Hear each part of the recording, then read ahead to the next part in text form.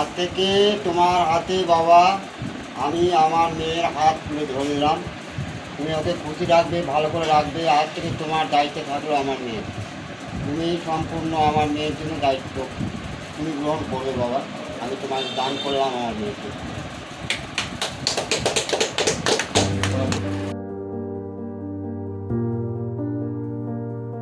বিধির বিধানে মেলেনি বাক শক্তি, কিন্তু অন্তরের ভালোবাসা হারিয়ে যায়নি। অন্তরের ভালোবাসা ও মনের মিল হলে চার হাত এক হতে বেশি সময় লাগে না। আর এই অন্তরের ভালোবাসার টানেই মালদার এক মূকবধির যুবতীর সাথে মনের মিল হয়ে গেল সুদূর উত্তরপ্রদেশের এক মূকবধির যুবকের। তারা বাধা পড়লেন 7 জন্মের বন্ধনে। এ যেন সিনেমার কাহিনীকেও হার মানায়। মালদা শহরের এলিট কর্নারের বাসিন্দা নারু দাস ও কল্পনা দাস স্বপ্নেও ভাবেননি তাদের প্রতিবন্ধী মেয়ে রিঙ্কি দাসের বিয়ে হবে। একই অবস্থা ছিল সুদূর উত্তরপ্রদেশের কিষান পল ও কমলা দেবীর একমাত্র মূকবধির পুত্র রজিত সিং এর ক্ষেত্রে। জানা গিয়েছে দুজনেই কথা বলতে পারেন না, তবে তাদের ফেসবুকের মাধ্যমে আলাপ হয় এবং সেখান থেকেই আস্তে আস্তে প্রেম গাঢ় হয়।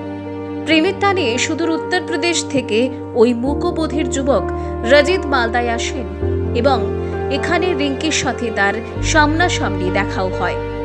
রিঙ্কির পরিবারের পক্ষ থেকে উত্তরপ্রদেশের ছেলের বাড়িতে যান, ছেলের বাবা মায়ের সাথে কথাও হয়। এরপরেই দুই পরিবারের সম্মতিতে তাদের রেজিস্ট্রি হয়। এ বিষয়ে ইংলিশ বাজার থানার ম্যারেজ রেজিস্ট্রি অফিসার সৌরজিৎ রায় জানান,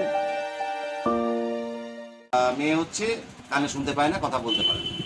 তো বাবারও একটা মাথায় চিন্তা ছিল যে মেয়েকে নিয়ে কোথায় কি করবে, বিয়ে শাদী নিয়ে একটা চিন্তা ছিল। মেয়েরও বয়স অনেক হয়ে যাচ্ছিল। তো যাই হোক, তারপরে মেয়ে ঠিক ভগবান ভাগ্য ঠিক তৈরি করে নিয়েছিল, যে কারণে রাজিত সিংকে তার সাথে রাজিত সিংয়ের পরিচয় হয় ফেসবুকের মাধ্যমে এবং সেখান দিয়ে তাদের মধ্যে প্রেম হয়। এবং প্রেমের পর রাজিত সিং তার নিজের চাকরি ছেড়ে চলে আসে মালদা। কী ব্যাপার না, প্রেমেরটা এই যে ব্যাপারটা। এবং তাতে দেখা গেল রাজিত সিং যখন মালদা আসলো, সেই রাজিত সিংও হলেও কথা বলতে পারে না, কানে শুনতে পারে।